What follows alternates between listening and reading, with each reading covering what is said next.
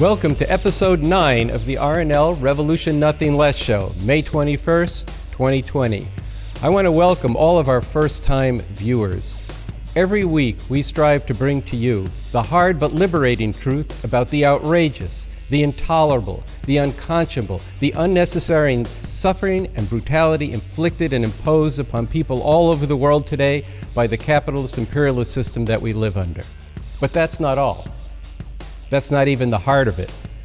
The RNL Show brings the way out of this madness. Straight up, we are here to bring to you, to show to you, and to invite you to be a part of the only way out of the horrors of today's world, working towards an actual revolution, to overthrow this system that puts us through hell every day, a system that causes tremendous suffering and threatens the very future existence of humanity.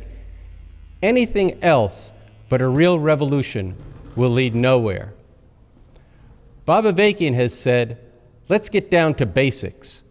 We need a revolution. Anything else in the final analysis is bullshit. Now that doesn't mean we don't unite with people in all sorts of struggles, short of revolution. We definitely need to do that. But the proffering of any other solution to these monumental and monstrous problems and outrages is ridiculous. And then he goes on to speak about how we have to challenge people to get with this.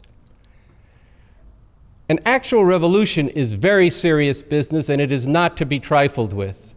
An actual revolution requires a situation where millions and millions of people refuse to be ruled in the old way, who have become convinced through the work of revolutionaries and by the larger developments in the world leading up to that time, such that at that moment, millions of people are willing and determined to put everything on the line to bring down this system and bring it to being a new society and a new government.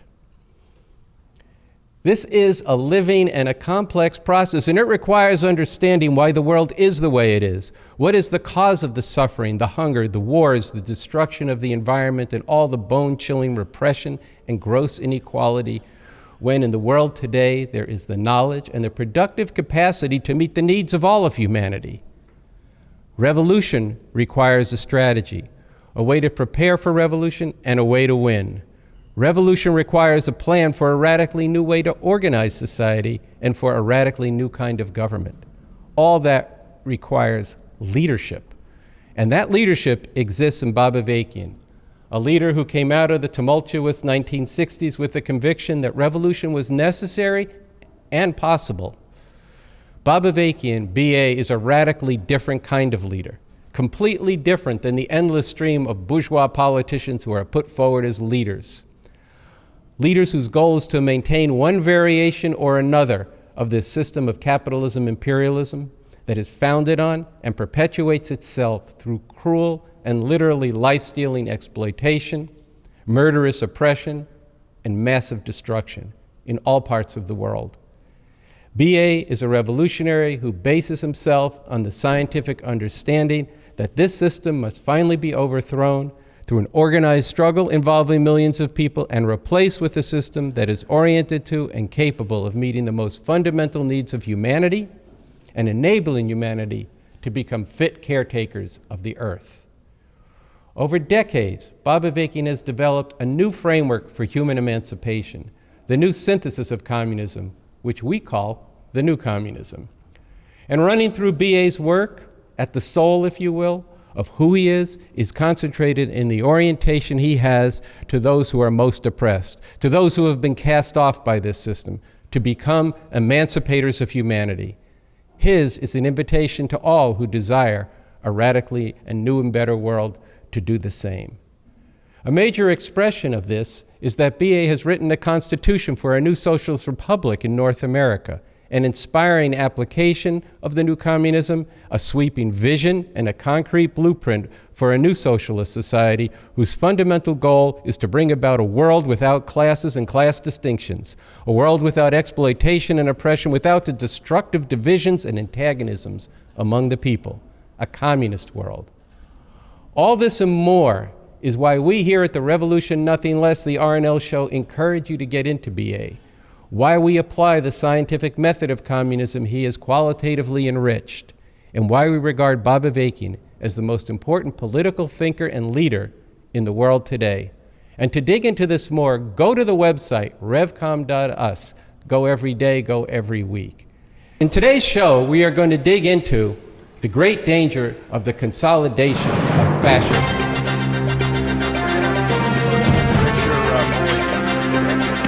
Good evening.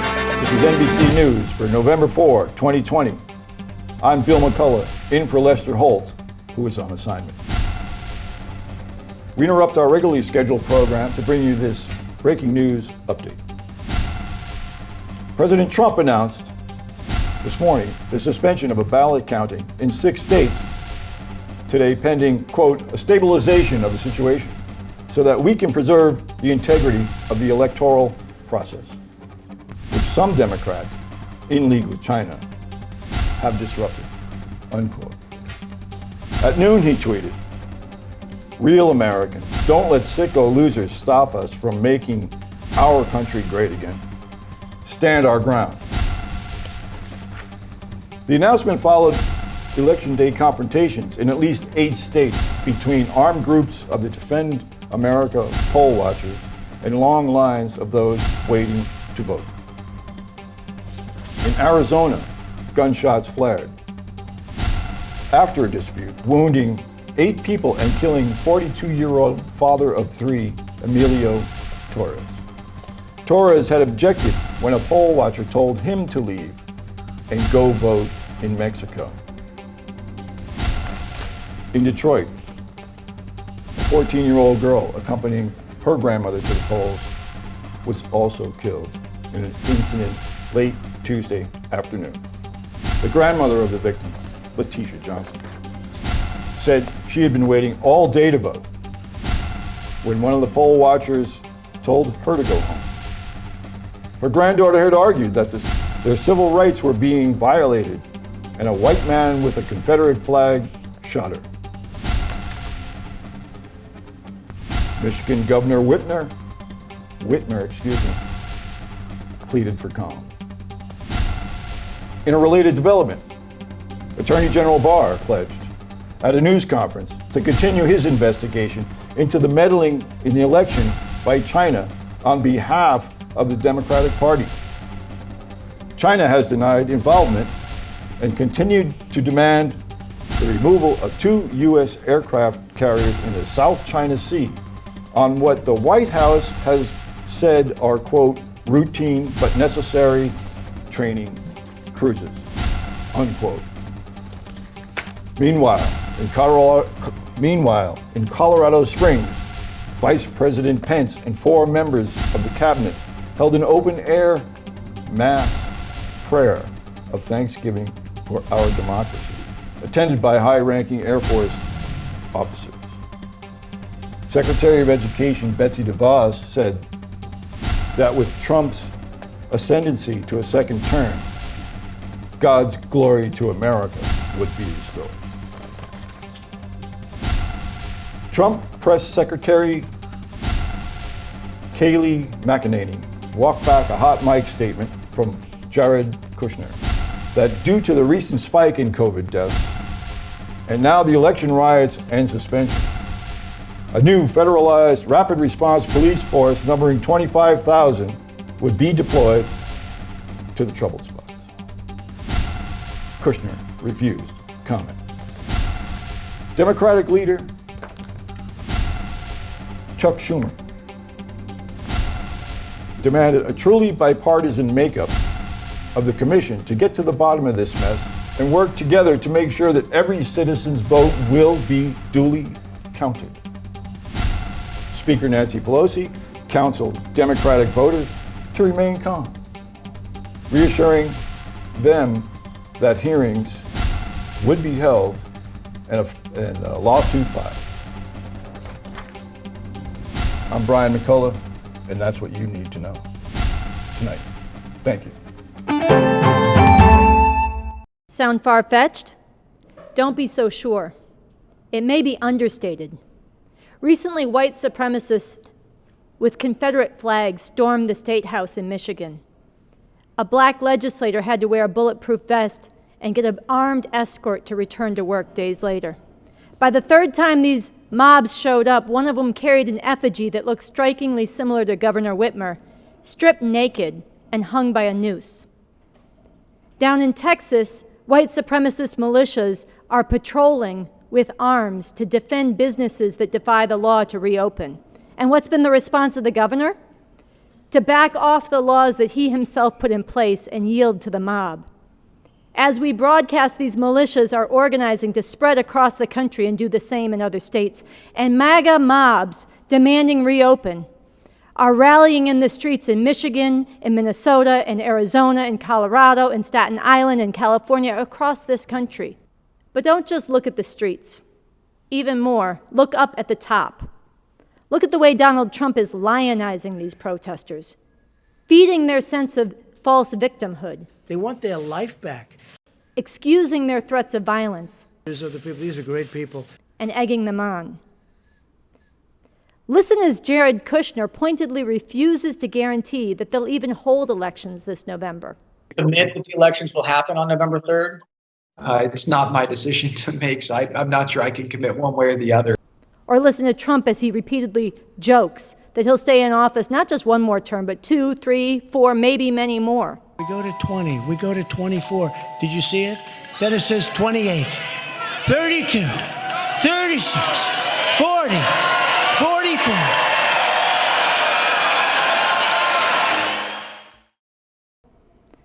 Listen as well as Trump amplifies conspiracy theories that obliterate not just facts, but to use the words of Steve Bannon, that flood the zone with shit, overwhelming people's ability to even sort out what's true. All the while, Trump suggests that members of the media and his ruling class rivals belong in prison.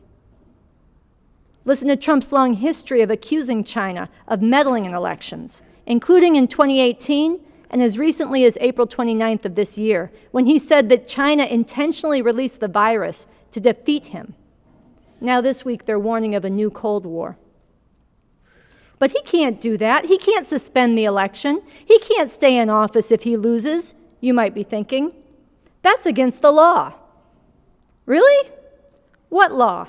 Donald Trump declares that he is the law.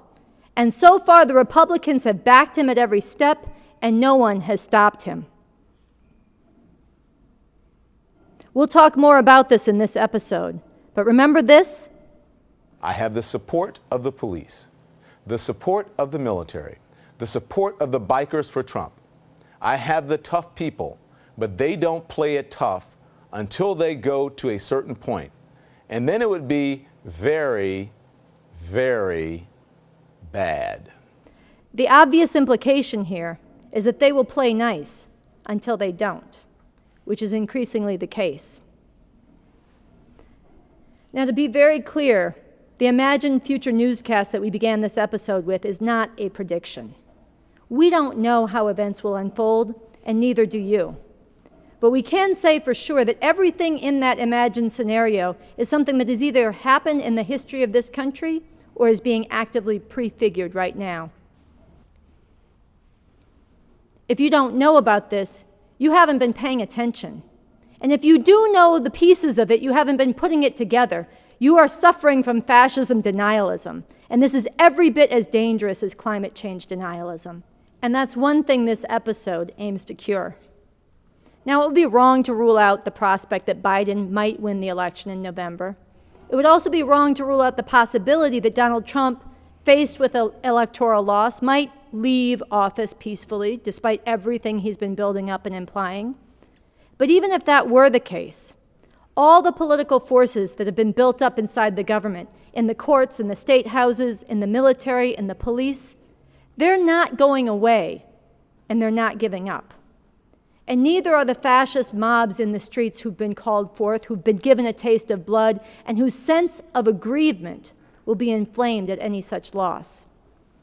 And even more fundamentally, the material contradictions in this system of capitalism-imperialism as it exists in this country, the deep crisis it faces internationally and domestically, which have given rise to this fascism, are not going to disappear. As we will get more into in this show, and as we get into every week on the RNL, the Revolution Nothing Less show, it is going to take a revolution to get rid of this system, that among many other towering crimes that flow from its nature, has spawned this fascism, which now imperils humanity's future. And right now, this fascism must be confronted for what it is, and all people who oppose it, from a variety of perspectives, must be one to coming together and uniting to build mass, determined, nonviolent protest on the scale that is capable to drive it from power and defeat it. Bob Avakian has done extensive work over 3 decades on the rise of fascism in this country. And at the heart of this episode today, we're going to play a substantive excerpt of the speech he gave in 2017 called "The Trump-Pence Regime Must Go. In the name of humanity, we refuse to accept a fascist America. A better world is possible." But before we go there, and to set the stage, we're going to show just a briefer excerpt of the opening of that speech from Avakian, followed by a reading of an excerpt of the statement that was published by refusefascism.org, the statement of conscience called "Silent No More." We are confronted by, we are now being ruled by a fascist regime, relentlessly assaulting civil rights and liberties and openly promoting bigotry and inequality, acting with callous disregard or cold-blooded malice toward those they consider inferior and a drain or stain on the country, on a mission to deny health care to millions who will suffer and many who will die without it, crudely degrading women as objects of plunder, breeders of children without the right to abortion or birth control, subordinate to husbands and men in general, defying the science of climate change, attacking the science of evolution, and repudiating the scientific method overall. A regime brandishing an arsenal of mass destruction and threatening nuclear war, intensifying state terror against Muslims, immigrants, and people in the inner cities, unleashing and giving encouragement and support to brutal thugs spewing vile America first, white supremacists, male supremacists, and anti-LGBT venom. A regime that boasts of all this and declares its intention to do even worse. This has caused disgust, anger, and agonizing among huge numbers of people. And there have been many important acts of resistance, big and small, to the continuing outrages committed by this regime and its supporters. But the regime remains in power and is determined to ride roughshod over all obstacles to carry out its monstrous agenda. And the need for a massive outpouring of people acting together non-violently but with sustained determination to create a political situation where this regime cannot remain in power cries out. The organization Refuse Fascism, refusefascism.org, has put forward a call and a plan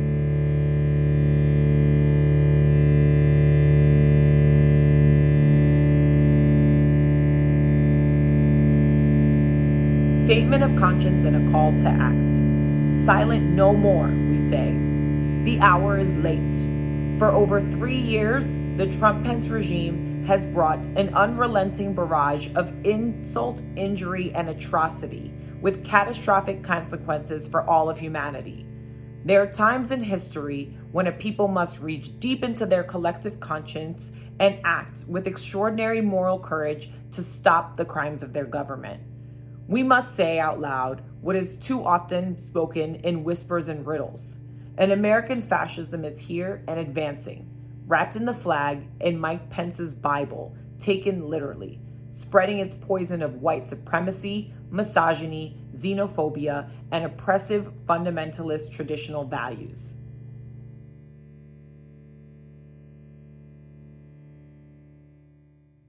The world as we have known it is being torn asunder.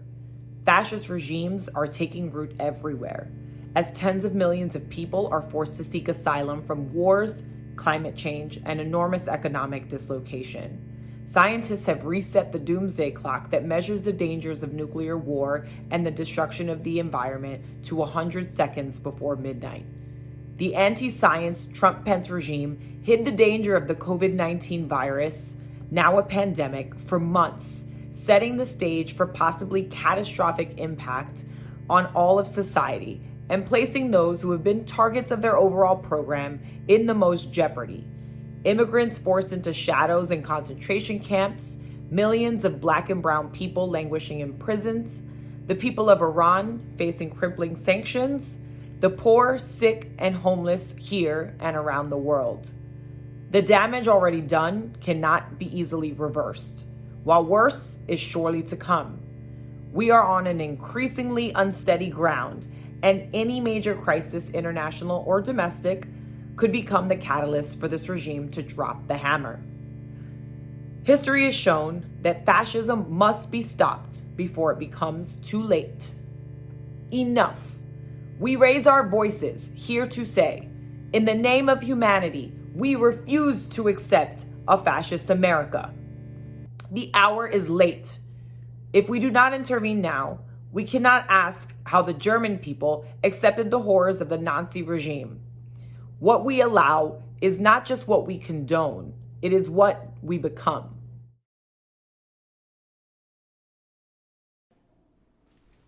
Okay, so we'll circle back to that statement of conscience you just heard a snippet of later in the show. But now we want to go deeper into the roots of this fascism and share with you a more substantive segment of that speech from Bob Avakian called "The Trump-Pence Regime Must Go." This is where he speaks about the roots of this fascism and some of the big obstacles in the thinking of people that have prevented them from seeing what's developing right before us. Let's go to that.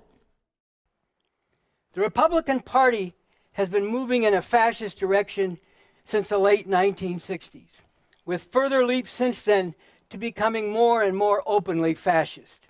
And in running for president in 1968, Richard Nixon adopted what has been called the Southern Strategy, which the Republican Party has followed ever since.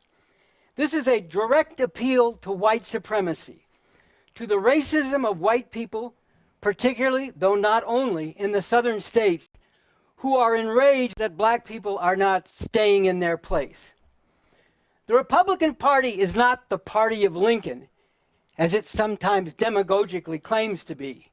It has become much more the party of the Confederacy. With Ronald Reagan, the Republican Party took another leap on the road of fascism.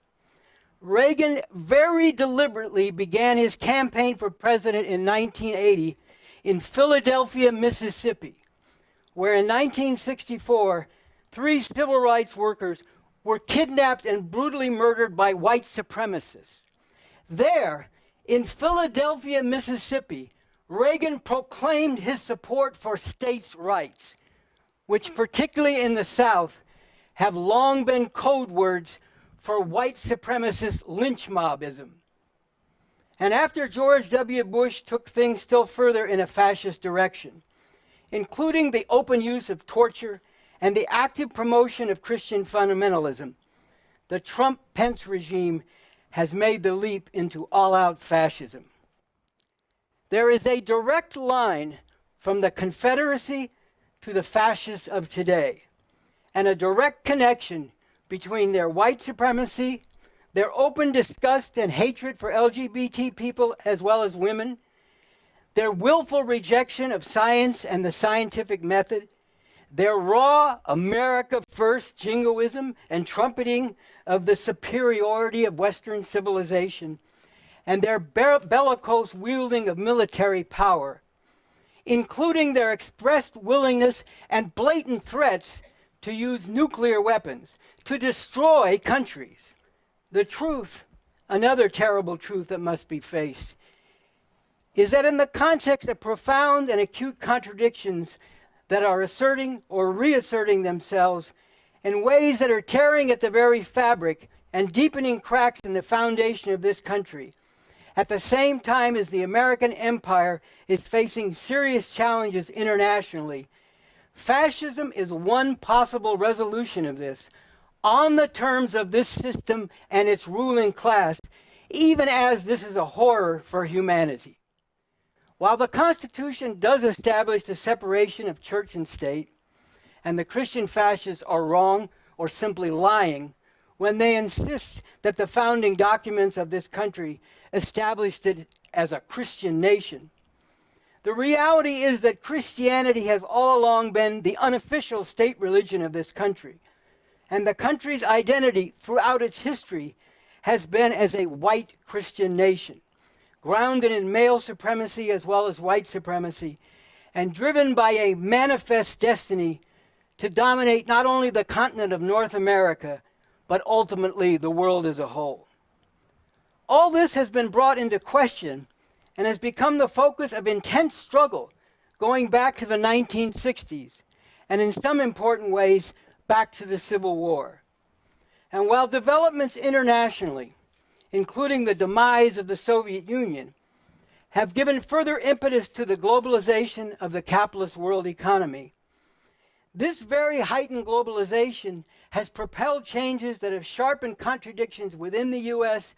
as well as on a world level, particularly with an emerging capitalist China mounting a challenge to U.S. global economic dominance.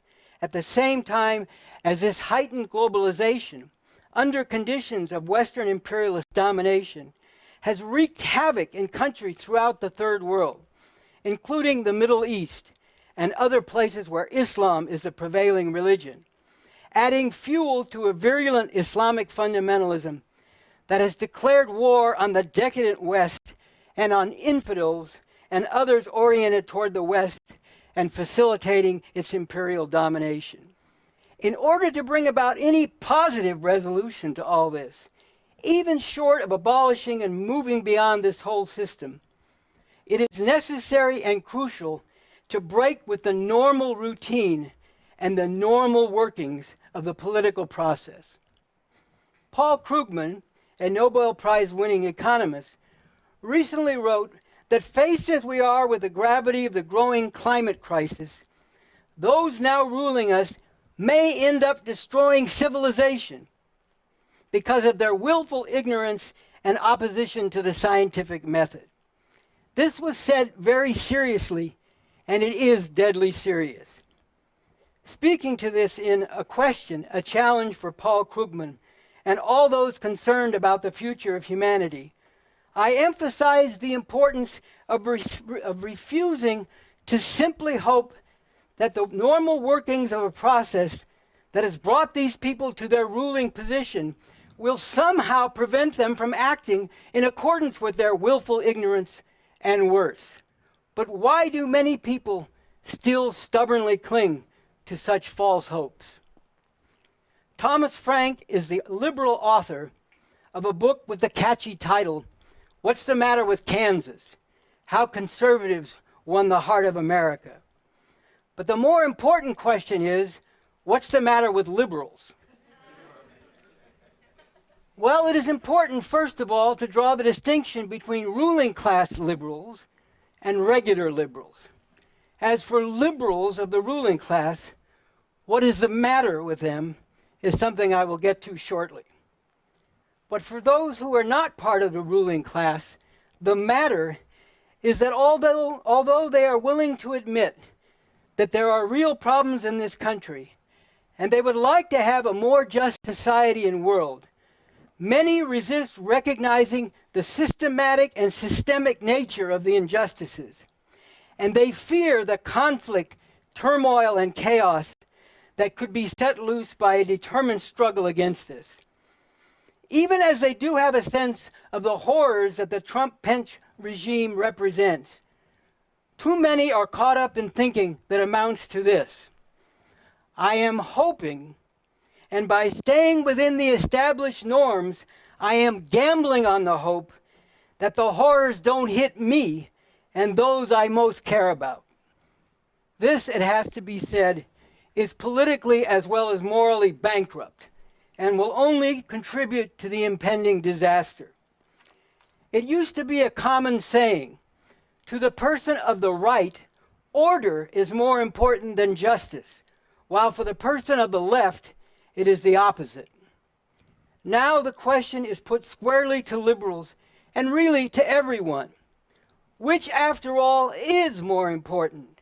Order, even if that is the order of fascism, with everything that means, or justice, even if that means stepping outside of our comfort zone and putting ourselves on the line to prevent this fascism from consolidating its rule and fully implementing its program. Another dangerous illusion is the notion that, particularly for black people, what is happening now is just more of the same. Yes, the history of this country is the history of unspeakable atrocities committed against black people, as well as others. But what we are facing now with this fascist regime is the heightened possibility, not just that this oppression will be carried to genocidal extremes, and that the mass of people everywhere will be subjected to previously unseen horrors, but that the human species itself will be wiped out. In confronting and moving to prevent this, one of the biggest obstacles standing in the way and weighing people down is American chauvinism, the disgusting notion that America and Americans are better and more important than everybody else. This is a poison infecting people broadly in this country, even among the bitterly oppressed. And there is a great need for people to break with this American chauvinism. Free yourself from the GTF, the great tautological fallacy. A fallacy, an idea or way of thinking that is false, wrong. A tautology, a round in a circle way of reasoning that asserts something and then claims to prove it by merely asserting the same thing again. So the great tautological fallacy to which I am referring is the notion that America is a force for good in the world, and therefore whatever it does is good, or at least done with good intentions, even if the same thing, when done by other forces, especially by forces opposed to us, is bad, is evil, because America is a force for good in the world. Thus, in the grip of the great tautological fallacy, when one is told by the authorities and government and the media, etc., that North Korea developing a small number of nuclear weapons and a few long-range ballistic missiles poses a grave threat, one does not question. One does not ask why that is a grave threat, while the only country ever to use nuclear weapons, the United States, having thousands of nuclear weapons and the capability to use them anywhere in the world, is somehow not a grave threat. Under the influence of the great tautological fallacy, one does not stop to think about the fact that in this situation, North Korea could only be developing this weaponry as an attempt to deter an attack from the United States. For North Korea's leaders know that if they initiated an attack, they would face massive, overwhelming retaliation. And from the point of view of the imperial rulers of the United States, such a possibility of deterrence is precisely the problem, because it could in some measure limit the ability of the U.S. to dominate and dictate. Okay, so that was Bob Avakian from the film The Trump-Pence Regime Must Go. In the name of humanity, we refuse to accept a fascist America. A better world is possible, a film from 2017. It's a really important excerpt from a very deep film that goes right back to the roots of this fascism in the foundation of this country and slavery and the genocide and theft of the native people's land. There's much more. You really have to get this film out there, but this segment itself is extremely rich. And one of the points that he really hammers home here are points having to do with you're not going to change this in the normal channels of this system. You've got to get outside of that. Yeah, I also think before we move into some of what we want to discuss, I want to just say that the ending of that excerpt on the great GTF, the great tautological fallacy, and how much illusion and refusal to confront the nature of this country is holding people back. It's really important because people do think, oh, that couldn't happen here, not in America, in this great country of democracy. B.A. speaks to that earlier in the film in another way too, but I just think that GTF and the American crimes at revcom.us people do have to avail themselves to. So we are, I don't know if we've talked about this yet, but why we chose to do this episode on fascism this week. And, you know, it's obviously been looming, it's been growing. This speech was given 2 years ago. It was timely anytime, but there are some things developing now. Maybe you want to speak about that. No, it's an important question because we did an episode 3 weeks ago on fascism. And look, we're going to be doing a lot more episodes because it is fascism and it's continuing, it's intensifying. But in this last week, we began to get a sense of the shape, at least for the current period, and maybe quite a bit into the foreseeable future, that it took shape with the things that we brought to light in that opening news broadcast emergency. We're here to interrupt your program and give us this picture. It took shape in the contradiction between opening the country up economically and the necessity for continued safe practices while there's no vaccine to prevent the COVID virus, and that in this contradiction is an opening that the fascists have seized in two different ways. One, Trump has actually played on this and fomented these fascist thugs out in the streets, you know, calling on them, you know, his tweets to liberate the country. And when you talk about liberate the country and you're sending people out with assault weapons and all cammied up, you're actually talking about something, and certainly the specter of civil war has been looming in there, at least in the visual images, even as too many people have just treated this as another aspect of the news. And as we spoke about last time, there's a whole framework here too of my individual freedom to do whatever the fuck I want is more important than the lives of other people. And we should be clear, and this is something that was in, actually the New York Times this past Sunday, that these freedom rallies didn't really take shape. You mean the reopen rallies, yeah. Yeah, these reopen rallies that are under the rubric of liberty and freedom, those are big signs. These did not take shape until after the statistics came out that this was primarily hitting Black and Latino people. And so when people are out there saying, my freedom is more important than your health, right there is a very white supremacist message. That is what he talked about in the segment we just watched, that straight line from the Confederacy to today. But I do think, just one last point on this, when you see what's happening at the state houses, out at these shopping malls, it does bring to light the Yeats quote of that the worst are full of passionate intensity, yet the best lack all conviction. And this is a serious problem because these people have been out there filled with fire and fury and determined, saying they will lay down their lives around this. And where are the progressive people in this? This is something that we are going to have to get into much more because you're failing to recognize what's upon us. Well, it was actually very striking, too, in the segment that we just watched when BA speaks to this question of order or justice, and which will you choose? And the fascists are filled with passion and intensity. They are on the march. They are out there.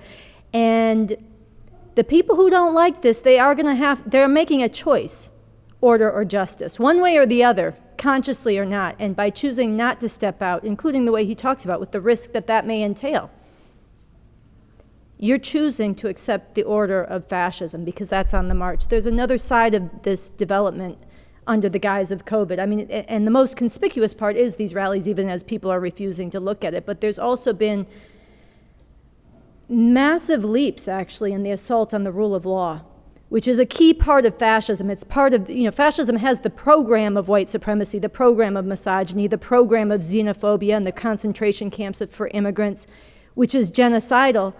But it also has the qualitative change in a form of rule and the destruction of the rule of law such that there becomes a time when it becomes too late. It's not just the body count, as bad as that is. So I think I'm just going to say a few things about this rule of law, and then I'm hoping you can respond to it some. But early in the episode, I referenced how Trump's essential position has been that he is the law. Mm-hmm. And this was actually the explicit rationale of the defense that was put on for him earlier this year when he was impeached and then put on trial. And this defense, that if the president does it, it's not illegal, was enshrined through the acquittal of him in that impeachment trial. And then you have the fact that most of the people who have done anything within the structures of power to try to stop him from running roughshod over the rule of law or the normal structures, we only learn who they are when they're being purged. I mean, I made a list of just some of the recent ones and some of the ones I could remember from before. Dr. Bright, Dr. Grimm, Steve Linick, Michael Atkinson, Colonel Vindman, Ambassador Taylor, John Rood, Joseph McGuire, James Comey. It goes on and on. You can't keep track, and that's precisely the point. This is a massive restructuring. Look, this is really important. It gets right to the essence of what is fascism. You say, and he said, I am the law. No person is supposed to be above the law. This means there is no law once you do the things you're talking about, and even more egregious this week. He had as an attack dog the Attorney General vacate the charges, dismiss the charges against a former crony of his, Michael Flynn, who had been the National Security Advisor for something like under 30 days. This is a vicious general from Iraq and Afghanistan. Flynn had been convicted in court because he had confessed twice to a crime. Vacating that charge on the orders of the president obliterates the law. Look, if once you get rid of the rule of law, then who gets to decide who gets tried, who's guilty, who gets to speak, who doesn't get to speak, who goes to prison, who doesn't? Do we wage war? For whatever reason I say, who gets to eat, who doesn't get to eat? All these questions, and who gets health care and who doesn't, all of this is wiped off the table. And as you said earlier, I believe that the whole thing between lock her up, all this lock her up stuff is part of saying, I rule, you don't. This is extremely dangerous, and it reveals that the change in the form of rule in this country that this represents. It's been a capitalist imperialist system with vicious exploitation of the masses of people. And quiet as it might be kept, as Bob Avakian once said, this is a dictatorship. They enforce that against the people all the time, driving while black, mass incarceration. The organs of the state, the people accept that there's legitimate armed force because used against them by the state, and that is a form of dictatorship because it's in the interests of furthering the exploitation and oppression of people. That is the nature of this system. But you get to fascism and wipe that process out, you wipe that contestation out, then you have something that makes everything that has gone on before much more monstrous than it had been prior to this. Now, look, I know this is a big question. People are going to have to get into it more. There's a lot of work that Bob Avakian has done on this. There's a lot of work, articles on the website, revcom.us, that go into this. But this is an essential thing. And I just have to say to all these people who want to step aside from saying this is fascism, it's proto-fascism, it's almost fascism, it's sort of fascism, it's neo-fascism, it's white nationalism, all of this is to say what? Are you recognizing the danger here, and you're going to get out in the streets and demand that the regime be going in nonviolent protests sustained the way Refuse Fascism has said? Or are you going to sit home or just say, I'm going to vote in the next election, and that's going to take care of all that's happened if you even get to vote? Or are you just going to work on building a grassroots movement from the bottom? You may not even have a chance to do that if this gets consolidated. So these are the stakes of when you raise the question that the rule of law is being wiped out, being torn asunder. So look, we could go on and talk about this all day, so we'll do it in another episode. I think we need to move on to the conclusion, to the next film clip from Bob Avakian. Before I do, I just want to point out that one other thing people say very frequently is, well, Donald Trump didn't command fascist forces beforehand. No, he didn't. He came to the head of an existing fascist movement that was largely a Christian fascist movement, built up in the churches over decades. Bob Avakian's done extensive work on this. We'll do a whole segment on this sometime in the future. But if you want to know how they're in the White House, I just have to say two words, Mike Pence. So with this, I want to go to our last film clip where Bob Avakian really goes into the stakes. He goes into the stakes of the fight against this regime. And he goes into the relationship between this and the battle and the fight, the preparation for the time when we could actually make a revolution. This is a very rich segment from towards the end of the film, why we need an actual revolution and how we could really make a revolution. So we're going to play that, and then we're going to follow it up with a reading from the end of the Refuse Fascism Statement of Conscience, Silent No More. It's the end, it's the pledge, it's the way forward in that battle to dislodge and to remove this fascist regime. And then we'll be back to close out the show. To come back then to the most fundamental point, all this is aiming for something very definite, a revolutionary situation. What we are doing now is making revolution. It is all part of and must be consciously and systematically carried out as an overall strategic plan and approach to getting to the point where millions can be brought forward to wage the all-out fight to overthrow this system with a real chance of winning. A great immediate challenge that bears heavily on the prospects for revolution is what is represented by the Trump-Pence regime. In another talk, the Trump-Pence regime must go. In the name of humanity, we refuse to accept a fascist America. A better world is possible. I have spoken to how this is in fact a fascist regime, the basis on which it has risen to power in this country. How, so long as it remains in power, this regime will commit ever greater atrocities and poses a very real threat to the future and very existence of humanity through its assaults on the environment and its arsenals of nuclear annihilation. And why, in the name of humanity, it is necessary and how it is possible to force the removal of this regime through a massive, nonviolent, but sustained mobilization of people demanding that this regime must go. Here I'm going to speak to the relation between this and the fundamental goal of revolution. If this regime is able to further consolidate its power and more fully implement its horrific agenda, the prospects for revolution could then be greatly set back, and the conscious revolutionary forces decimated or completely destroyed, at least for a time. On the other hand, if a mass movement is built to drive out this regime, and if the revolutionaries work to build this movement from the perspective of how it relates to the revolution that is needed as the fundamental solution, then the situation in society and the world will become much more favorable for the fight against injustice and oppression, and crucial advances can be made toward the overthrow of the whole system. To a significant degree now, the conflict between the sections of society upholding this fascism and those opposing it from various different perspectives is shaping the terrain on which the struggle for revolution must be carried out. This conflict is likely to intensify and could erupt further in violent confrontation.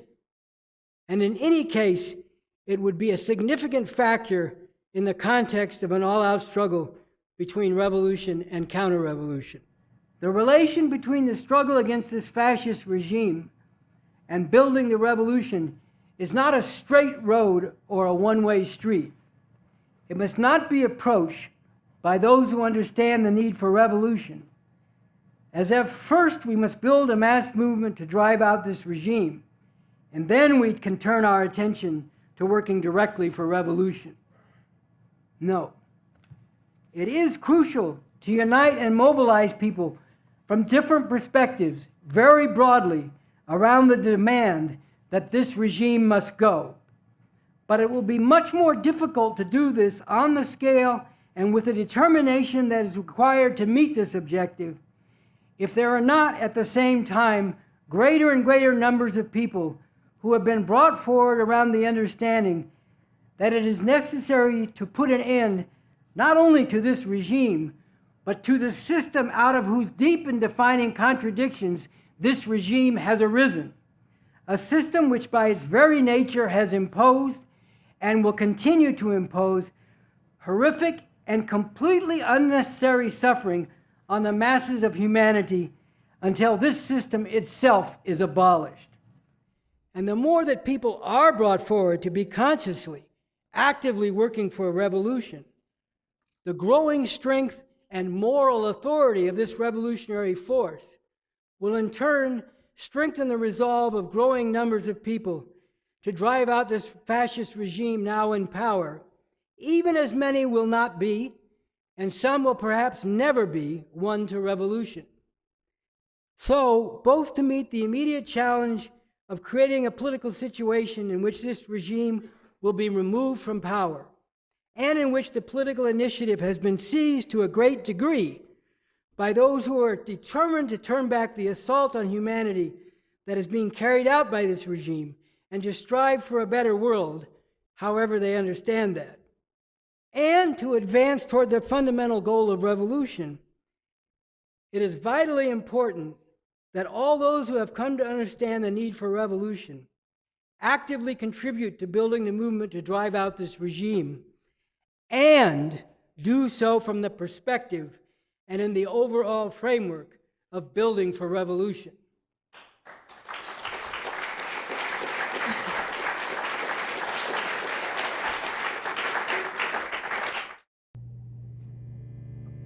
There is a way to stop this.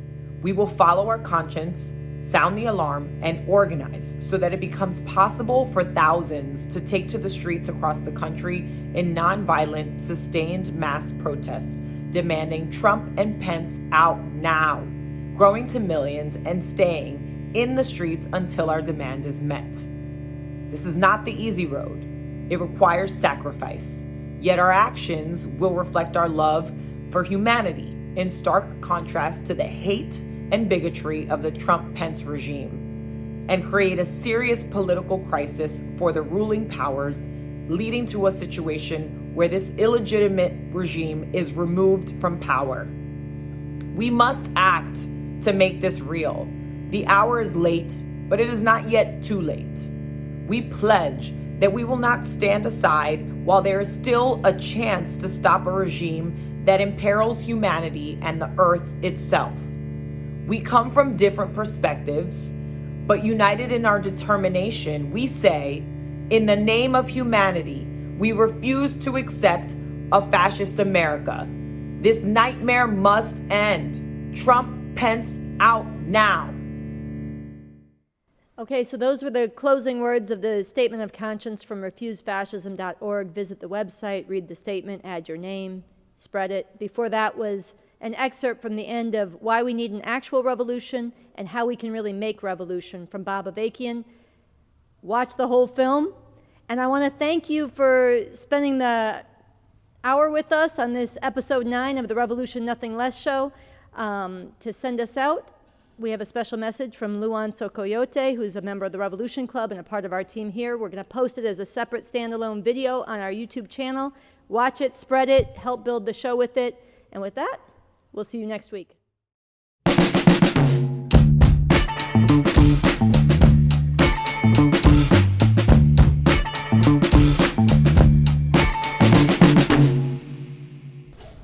Hi, this is Luan with the RevComs, and we have a message for you, our viewers. To those of you who follow the show, or if you stumbled across this, if a loved one or friend sent this to you, or you search for this yourself, have you ever thought of what will it really take to end the oppression of women and LGBTQ people, or the oppression of Black people and immigrants? Or stop this system of capitalism-imperialism that feeds off the lives of people all over the world while destroying the environment? Or ask yourself, why are we still dealing with the same forms of oppression when the world has changed so much in these past 400 years? These are the questions that we pursue and that you need to ask and answer fundamentally if we are going to get to a better world. Here at the RNL Show, we are bringing you another way forward, developed by the revolutionary leader Bob Avakian, the new communism. A whole new framework for how we can get humanity free and solve the biggest problems confronting people here and all over the world. We talk about and dig into this solution as we engage different ideas, politics, revolutionary theory, art, and culture. And we want to involve you in this process of making revolution. We gotta look at the complexity of reality to really change it, so stick with it. Support this as you're opening your mind to the possibility of really changing everything we've known to be just the way things are.